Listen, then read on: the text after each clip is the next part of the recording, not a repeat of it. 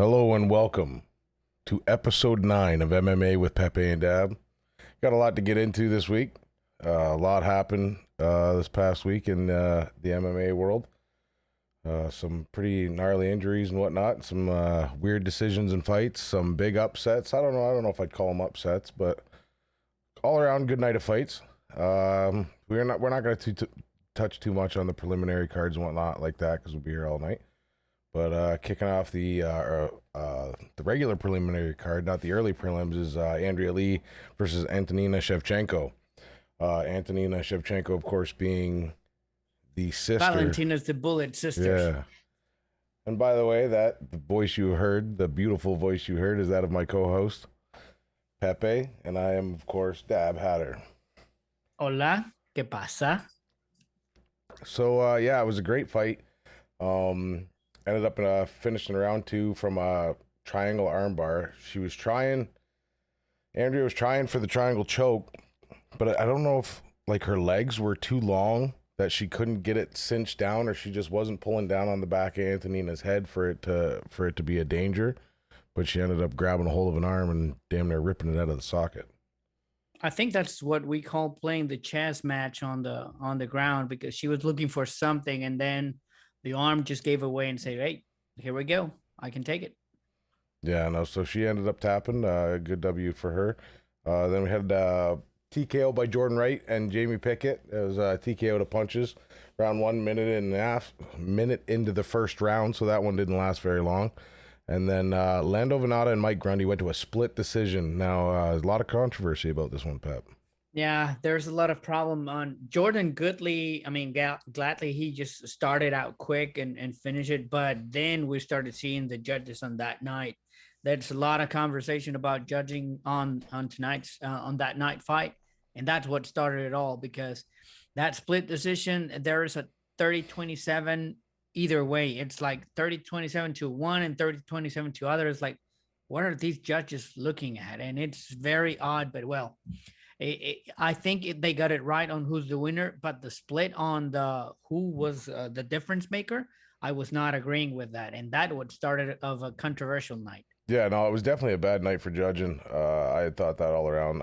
I noticed myself a couple ones that they had got wrong. It was funny too. I found myself, I can't remember what fight it was exactly, but I had said the judges are gonna fuck this one up and give it to the other person, even though this person should have run. And of course I was right. Not saying that I'm always right, but that's just, you get that feel sometimes in a fight that this is one I think the judges are gonna fuck up, and sure as shit it usually happens. But finishing the preliminary card off, the main event for the prelim card was Andre Muniz versus Ronaldo Jacares Sosa, and Jacares suffering quite a fucking horrific break. We can actually show you a picture of that. And Andre was asked about it, about the injury and how he felt that it was going to go, and man, that looks nasty. I thought at first it was going to be the elbow, probably a dislocated elbow, but from that X-ray, you see that it's completely torn and broken. And Andre said, "Well, I knew it had to go that way because Jacare is a beast." Now, once again, we were talking about Cowboy Cerrone in the previous episode. Now in here, we're talking about Jacare, and further on, we'll be talking about Tony Ferguson. I don't know if Father Time is cutting up with these fighters that, for me, were one of the best back in the day. Well, all I can say is shout out Jacare's fucking ligaments, because where that break is, you would have thought it would have tore his fucking elbow apart before it would have snapped his arm right there. I guess it just must have been where the pivot point was, maybe, or whatnot. It was crazy. You could hear it like a bang on the pay-per-view. It was nasty. But yeah, no, I definitely agree with you, Pep. He lost to Kevin Holland, and based on Kevin Holland's last 2 fights, a guy like Jacare should never lose to a guy like Kevin Holland. But like you said, Father Time, I think, is catching up with some of these stars of the past. And it's hard for fighters to give up. They got that warrior mentality, man. It's hard for them to ride off into the sunset. And like I said, a lot of these guys, they need to make some fucking money too. So that's all they know. That's the only way they know to make money, is to fight. So unfortunately, shit like this happens. Yeah, the Kevin Holland fight, if we remember, it was a very odd knockout. But once you say he was on the knees, he had Kevin Holland on the ground, but he was, I mean, careless. Yeah. He was not protected. He did not cover his face. Then started the hammer punches and it got him. I don't think know he's what on like happened. 4 losses too or something like that. Yeah, he's ranking up the L's. And I'm not sure if his mind game as well, it's where it should be. So that's another thing that we are concerned of these fighters. I mean, as you said, this is the only thing that they do. This is the thing they have done for all their life. They don't know when to call it quits. So probably it's a time that we're thinking that these guys, I mean, Jacare Souza it's a force to be reckoned with. I mean, he was a jiu-jitsu champion. He was gold medal in a lot of things, but he lost to He was one of Andre the names that Kevin Holland, Jan Blachowicz, Hermanson. So yeah. those 4 in a row are just. Jacare used to be one of those names like you would hear like all the time, like the Eddie Roach and stuff like that, because he's a great trainer too, like a great coach as well, and he's taught a lot of people Brazilian jiu-jitsu, and is highly regarded by a lot of people. I think actually, I'm not sure, like a lot of the friends of Joe Rogan and stuff like that, I believe, go to Jacare's gym because I believe he's in California, is he not? I don't remember what he's training out of. But yeah, so it's tough to see. That's gonna be a tough break. Obviously, he's not gonna fucking heal too fast from that. That's gonna need some plates and screws and fucking everything else, I'm sure. And it's pretty hard to come back from arm injuries. Like I know Paige Van Zant, for instance, like she's had a broken arm. I don't know how many times, and she's broke the arm multiple times in training. Like that's your main. If you're not a huge kicker, even if you are a huge kicker, you don't use your feet on the ground quite like you do your hands or your arms and stuff like that. So it's like it's a horrible injury to have, one that'll nag you the rest of your life if you're a young fighter, and he's by no means a young fighter. So maybe it is the time for Jacare to think about just sticking to coaching. Yeah, we'll see how long it takes. It might take 6 months or more just to heal up and start training, but that was a gruesome injury. You never want to hurt someone like that, but I mean, if they don't tap, just keep on pulling. Yeah, no, he wasn't. He definitely was not holding back on that one. He wanted to secure his W, and he did. And hey, that's the sport. That's what they sign up for. It is what it is. So moving in. And once again, it seems like a repetitive topic that we're seeing. It's a brutal sport. We don't like watching our heroes or the ones that we thought they were on their prime going and riding off to the sunset to a good retirement. You might find them like injured or in a hospital bed or broken. And unfortunately, this is what's brutal from the sport. Hopefully we can see a good goodbye farewell for Jacare and another probably company, but we'll see. Yeah, who knows? Or maybe he'll know that it's time to go and retire himself. Who knows? I haven't heard anything yet come out of it. I just know that we've seen this picture and it's pretty rough all around. Indeed. Moving into the main card, I didn't do too bad. I didn't do too good. I was kind of 50-50 on the night. I think I went 3. Were you betting? I did not bet. Everybody knows I don't bet. If you're the expert, you should go ahead and put your money where your mouth is. I suppose I probably should have. So actually, no, I did even worse. I broke even if you count it because I called the main I said was gonna finish. I actually went 2 for 3. Okay. But I said the main was gonna finish, and the main kind of finished. So I kind of went 3 for 3. Kind of went well. We'll see. Let's talk about the fights. This is what we're here for, not the betting experts. One of my favorite fighters ever in the UFC, Edson Barboza, put on a clinic. His fucking kicks that he was throwing, those leg kicks, just snap. You could hear him echo throughout the building. Against Shane Burgos, he ended up being able to finish it in the 3rd round.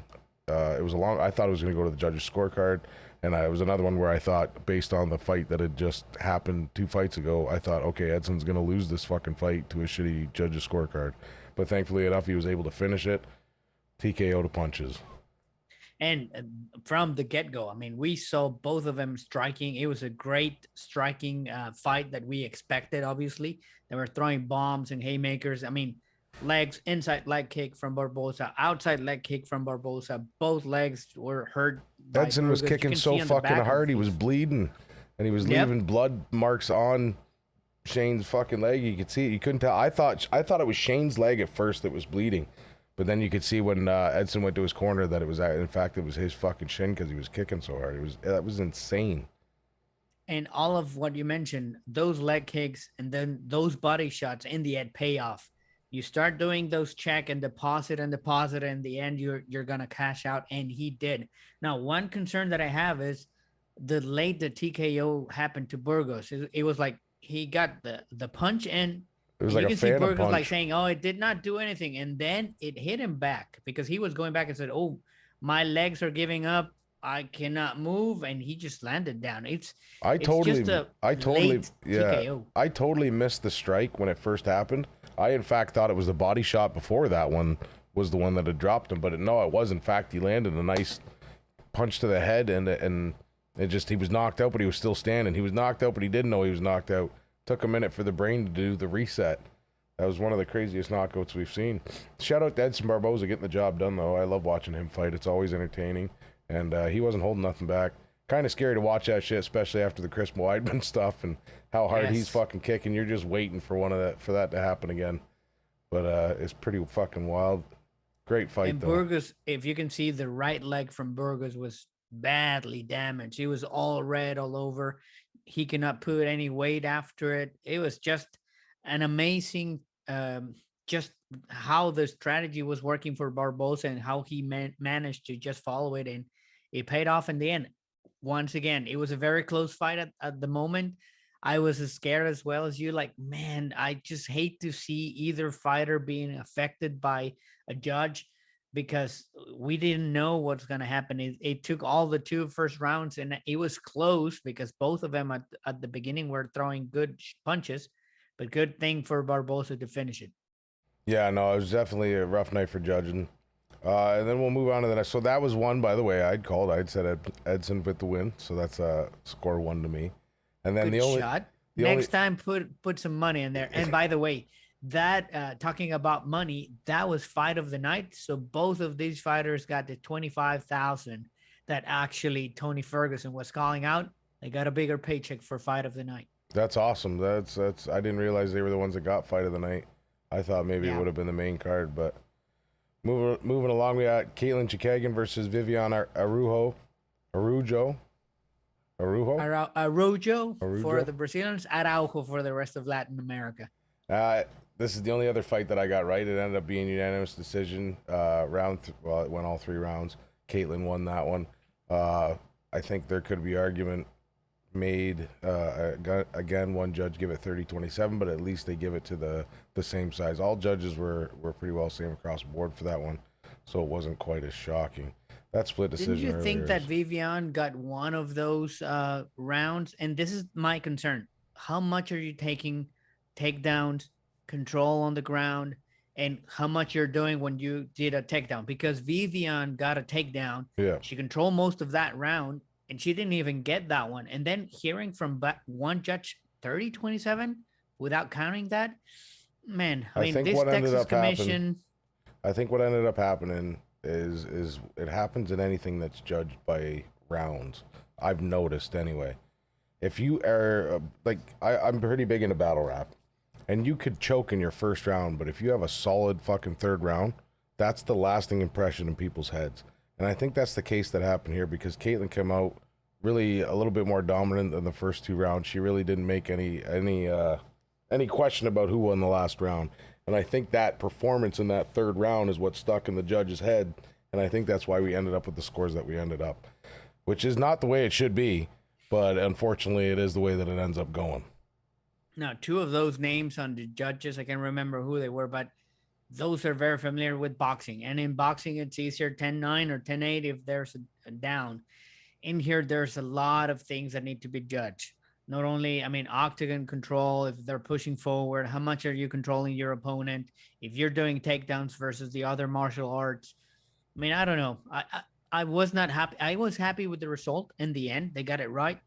But still, it's like there's not much of that difference of a 30-27 to me. No, I definitely don't think there was. But then again, it's so then you go look back, that same judge is one of the ones that give a 30-27 round, but it was the other judge that give it a 27-30.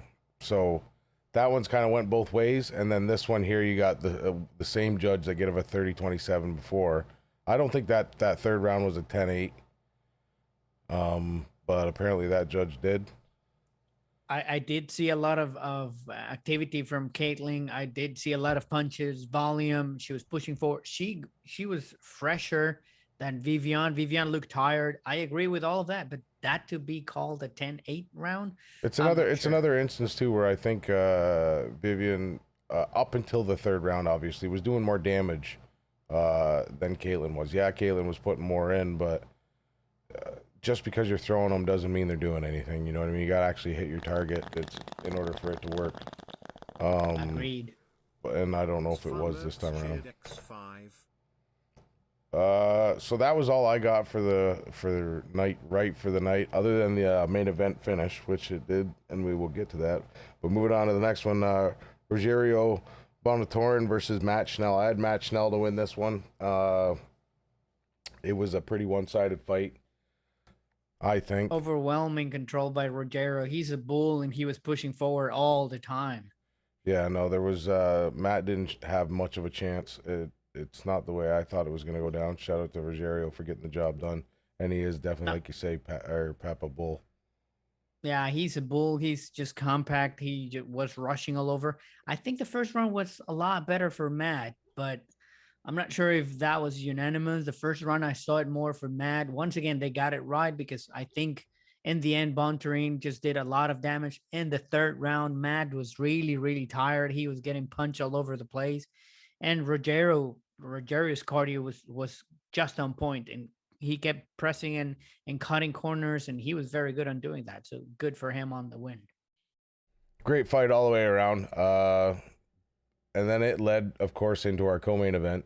Beneil Dariush versus Tony Ferguson.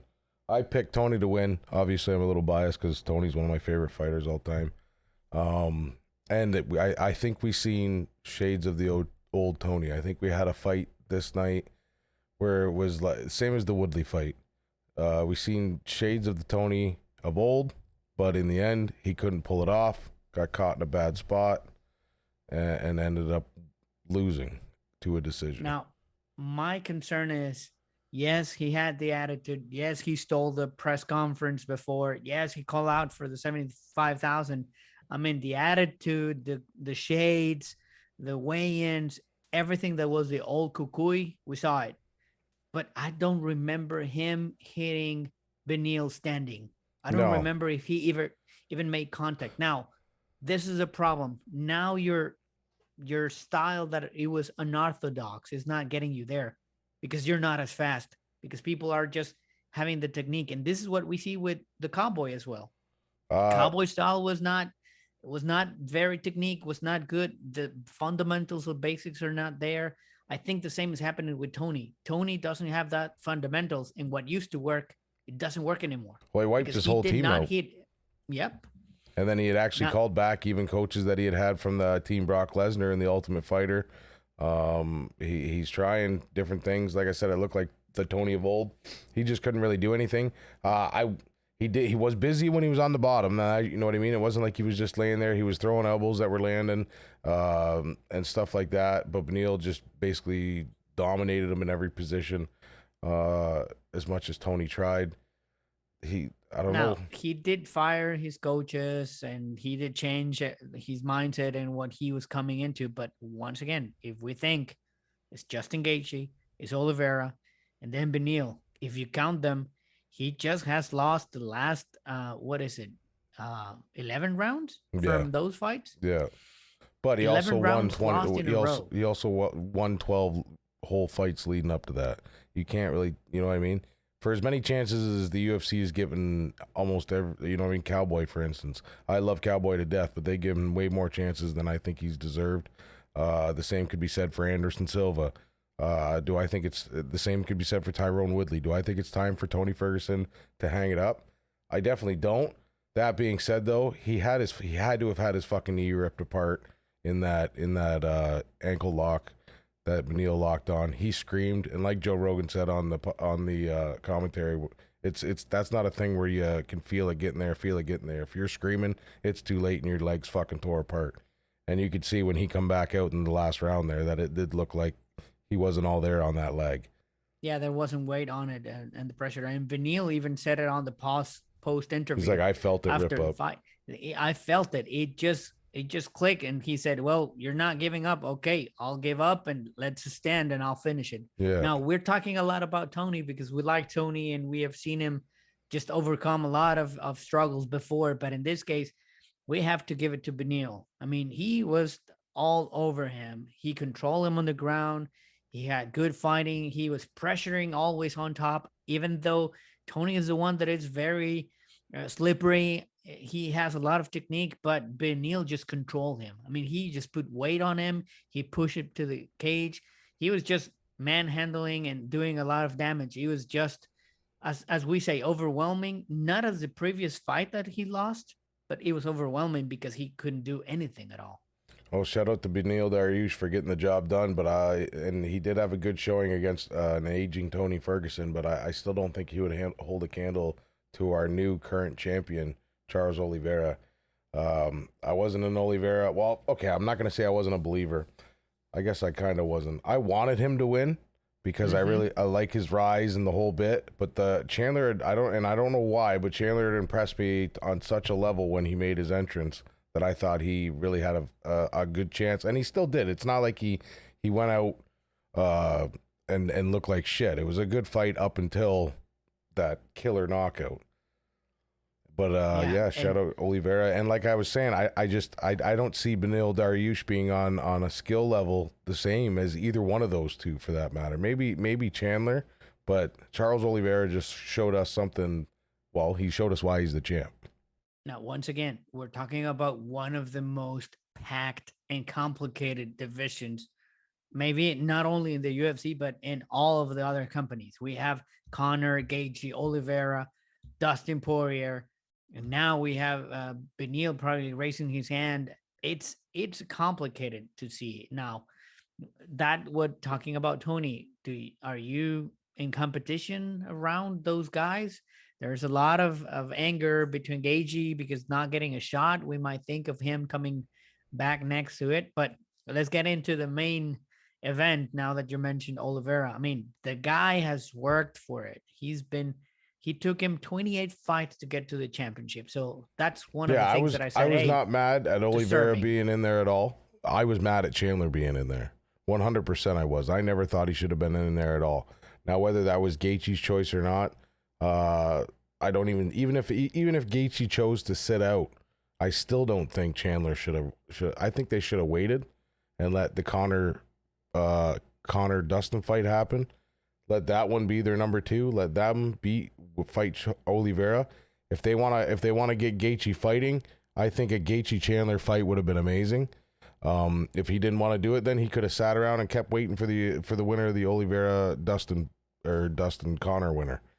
I definitely don't think they should have fired Chandler in there right away. But like I said, we don't know what Gaethje's plan was. I've heard things that he kind of just wanted to let the dust settle in the division and then just kind of pick his shots after that. He only lost one fight and he was pretty dominant before that. To me, that was the odd man out, Gaethje and all of this, because Chandler just appeared out of a sudden. I mean, we know he's got a long career. He's beat Eddie Alvarez in the Bellator when he started. I mean, he's got that ranks, but still, I don't think he was deserving a shot. Probably I should give it to Gaethje or the winner from the DP McGregor. So if Dustin, and this is in my opinion, if Dustin beats McGregor, I think that there's a no-brainer between Oliveira and DP in this case. Well, yeah, because they had said that the original number one was supposed to be the Conor Dustin fight, but they didn't want to wait to decide the lightweight belt. So that's why they made Charles Oliveira and Mike Chandler fight. I don't think it was really fair to the rest of the division. I don't think you should get a title fight based on one knockout, but this isn't the first time we've seen something like this. So it's no real surprise to me. And like I said, we don't know what they said. We don't know what conversations went on behind the UFC and Justin. You know what I mean? Maybe he chose to sit this one out. This all goes into matchmaking, right? We're not sitting in those rooms. And that's what I was going to tell you. Let's talk about what happened inside the octagon, not all of the soap opera that we are creating behind Uncle Dana. what really happened in the first round. I mean, Oliveira had it coming. And once again, we have seen him struggle and not coming back. He did come back. I think what the mistake that Chandler made was letting him go to the corner and live another round. Yeah. And what he did is just don't keep it in the ground. Just stand up and continue punching him because he got him. And then he went to the ground. And I think that's where Oliveira just took over and said, you know what? I'm going to rest. I'm going to survive. And we'll talk about the next round. I Yeah. think that was Chandler's mistake to my eyes. Yeah, no, it definitely was. And like it was Chandler's fight to win by the end of the first round. I think he did a really good job. But then Oliveira come out and he just, that was, like you said, Pep, he should have never let him go to his corner. Now, once again, when everything resumed and you see Oliveira reset, you could see the perfect technique that he's working on the striking. Yeah. Because the right hook just worked perfectly. Left hand on your chin, and the right hook was just loaded from here. It was not coming back or showing from here. It was just throwing the right hook and worked perfectly. Never gave the other hand. Chandler threw 2 times, and they both hit on the glove. Perfect technique for someone that is known for jiu-jitsu, someone that has the most finished and submissions. Just to do it that way, to me, was a lot better because you can prove that you're a true mixed martial artist. I mean, it's not. I did not only submit him; I beat him on his game, on throwing punches, he and knocked knocking him. out. He knocked out a guy who got a title shot based on a knockout, essentially. So Correct. shout out to Charles Oliveira for doing that. He's now become a fighter that I enjoy watching, that I can get behind. He's got some of the best fucking teeth I've ever seen. And yeah, I'm excited. For a guy to see that what he lives in the does. favelas in Rio, shout out. I mean, Yeah. he lives in the favelas. He still is there. He's humble. He knows the beginnings. It's very similar to the story that we see with Francis Ngannou. Yeah. These are guys that have struggled through their lives. These are guys that have fought every inch to be where they are. Man, it's just an amazing story to follow. He last Christmas I saw, because I follow him on the Instagram, he was giving Christmas presents to kids. He was throwing out parties, buying pizza for the people in the favelas. I mean, he's in that area where there's a lot of poverty, and he has fought through everything. So I'm just glad for that story to continue with him. Now, once again, who's next? Because they ask him, hey, Connor is saying who might be the next number 12, and he say, hey, I was chasing Connor and he bailed me. Yeah. Now is his time to be chasing me because I'm the champ. So I'm just glad that he's feeling that and saying, hey, I earned this. Now this is my place. One of the most exciting, if not the most exciting division in all of MMA. That's for damn sure. Great card. It was a good card. I don't want to say a great card. I think the last two cards definitely have trumped this one by quite a bit. But for what it was a fun night of fights. I enjoyed a lot. Barbosa, obviously, the finish to Jacares was cruciating. Bontering, pushing, and just seeing Tony just being Tony. I mean, not topping out and fighting all the way through. It was interesting to see. It was a fun way to finish the night, and it brought me to Aldo when Oliveira was celebrating, because he jumped out of the cage. He Yeah, was ran all high the way fiving over everyone. and He went to yeah. Dana. He went to Joe Rogan, and then he went to the people, and it's like, wow, this is Aldo again. Yeah, no, it was great to see. I really enjoyed it.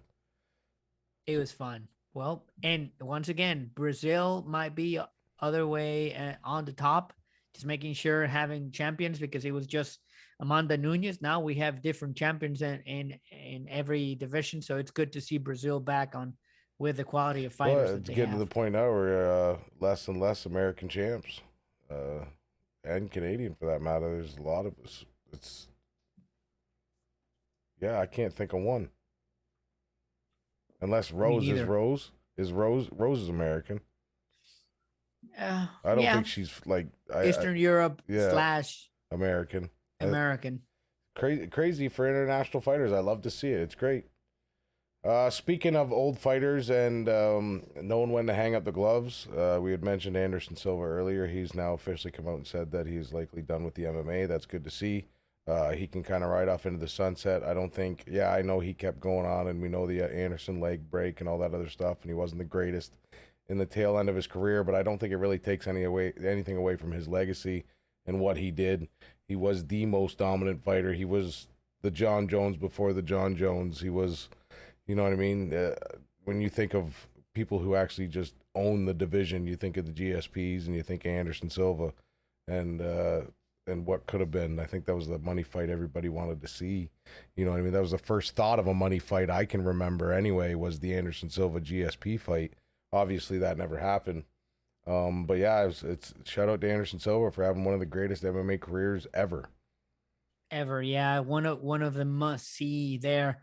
Once again, Chris Weidman just finished with the conversation there on how he got hurt and how Anderson Silva got hurt because of that fight. I never saw him back from that injury. I didn't see the same Anderson Silva, but still, there's a lot of fighters right now that are inspired on his technique, on the way of fighting, and he just inspired them to be in the sport. So shout out for him. Although, in that note down there, he's now going to be focusing on probably jiu-jitsu, which is okay. Go ahead. We were discussing this in previous episode. Is why don't you try on jiu-jitsu training, because it's easier on you. You can still compete because you're a competitor. But he's going to have a boxing match, and he's going to have a boxing match with Julio Cesar Chavez Jr., which is not a very good boxer. His father, who was an excellent boxer, will be in that card. They're going to be boxing, I think it's in June, around that date. But man, I mean, this is just a money grab. And once again, talking about events is not boxing. Yeah, no, that's for damn sure. And this is all like exactly like you said. It's all leads back to money. I can't blame the guy. And is it? I would imagine it's an exhibition, right? So they're not supposed to go full tilt like a Peterbilt. But who knows? Correct. They always get in there, and things can happen. And even still getting punched in the head. But I don't ever think the question was about Anderson getting punched in the head. I think the question always was just Anderson's body no longer allowing him to do the things that he used to do. It was kind of sad to watch, you know what I mean? Because he was so dominant to the point where he got cocky, stuck his chin out, and Weidman knocked it off. And then he come back for the revenge fight, and that's when he broke his fucking leg. You got to ask yourself, what would have happened? Because that was the first time Anderson had ever met defeat, you know what I mean? So what would have happened had he not broke his leg? Because it's just something you wish you could have seen, because obviously he comes back, he loses the second time, breaks his leg. Shortly after that, gets popped for steroids because he come back way too soon after that injury, and then hasn't been right since. It was a tough kind of fall from grace, I guess you could say. And I've always wondered, like, what if he didn't break his leg? What would a redetermined, I've lost my first fight, you would think fire reignited Anderson Silva look like? Because it looked like the way he was so good, he looked like he was bored with his last few fights. You know what I mean? He was just picking people apart. He changed MMA and the way people fight. He was a real pioneer, you know what I mean? Which is crazy to say, because he was in a time in a division. I don't want to say when you thought everything had already happened and been seen, and the whole idea of the MMA fighter was already cemented in everybody's training and shit like that. It was just, I don't know. Anderson was a different dude, and it's tough to see him go down the way he went. But like I said, I don't think anything that he's done after all of that has tarnished his legacy in any way. Even the steroid, getting popped for steroids. I think he's one of the few that have been popped for steroids where everybody kind of went, yeah, I get it. You know what I mean? Like, you don't break your fucking leg like that and come back and fight as fast as that guy did without doing something. Yeah. Too bad for that injury. And we will remember him as at fights. He was in the matrix at times. He was way ahead of everyone. He was playing chess when everyone was trying to play. Probably one of the most beautiful checkers. strikers ever in the UFC. Ever. Indeed.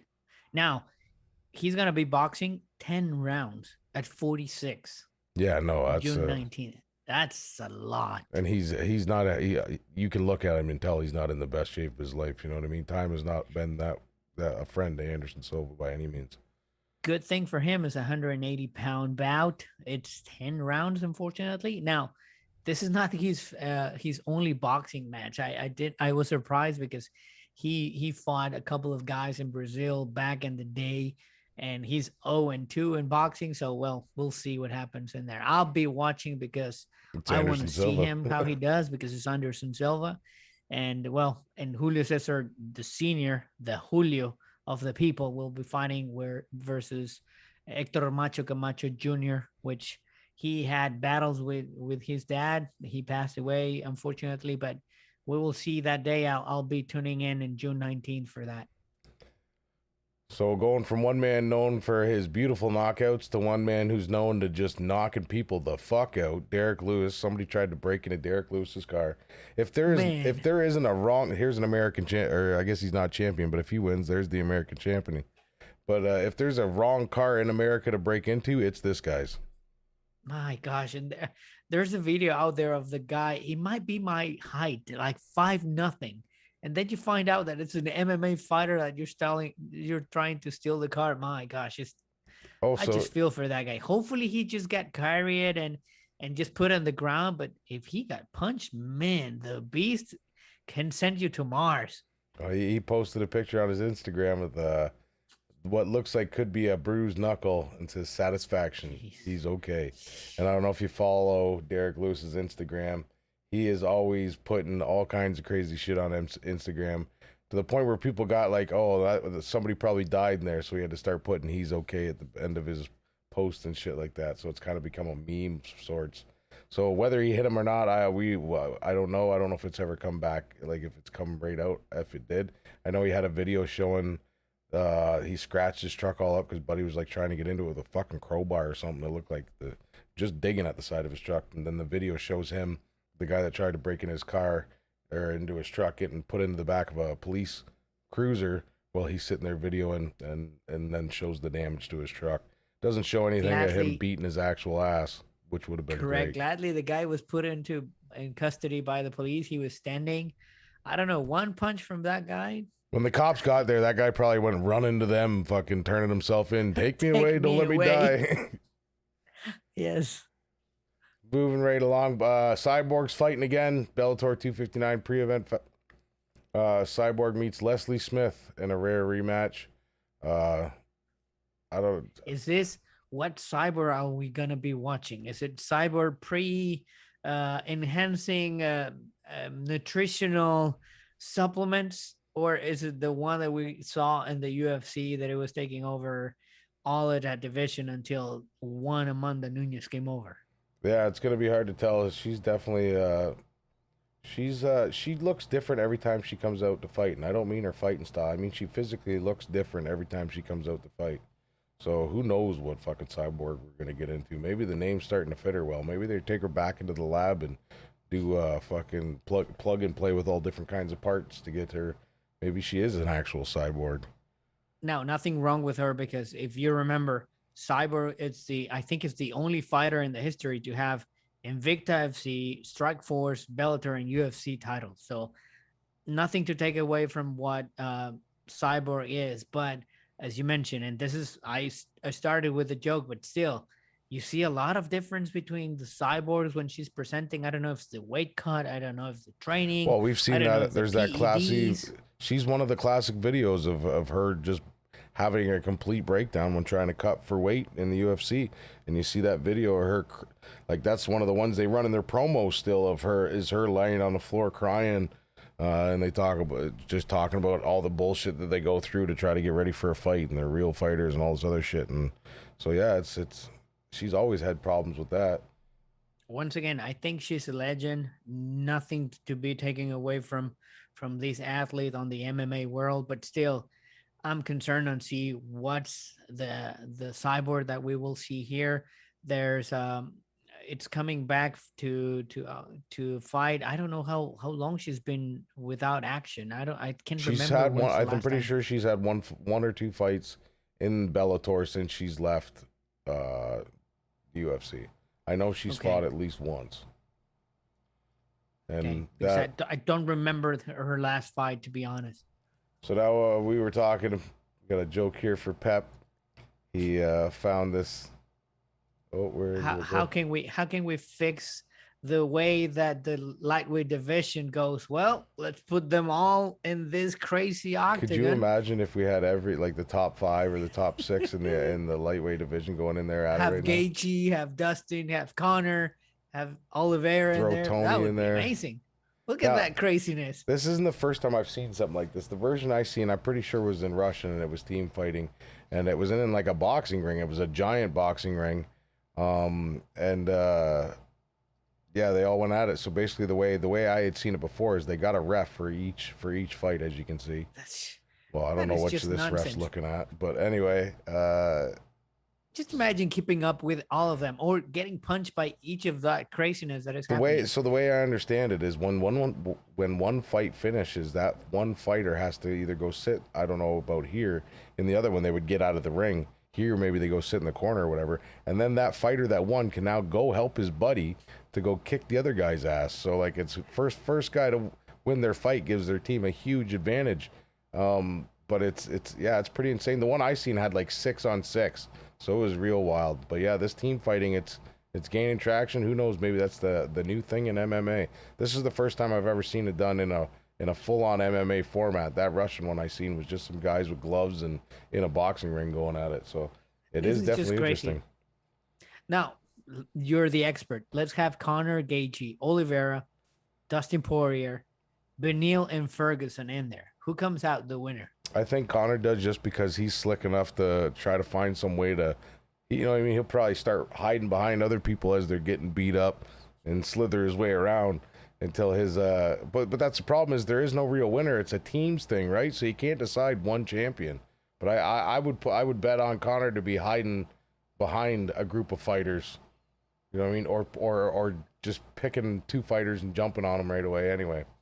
I think This is Connor's so the bad shiesty one to get that in is there. so funny. Oh to yeah, me. I would watch it. I don't know if I'd pay to watch it, but I've definitely seen videos of it before. I'd be lying if I said I didn't.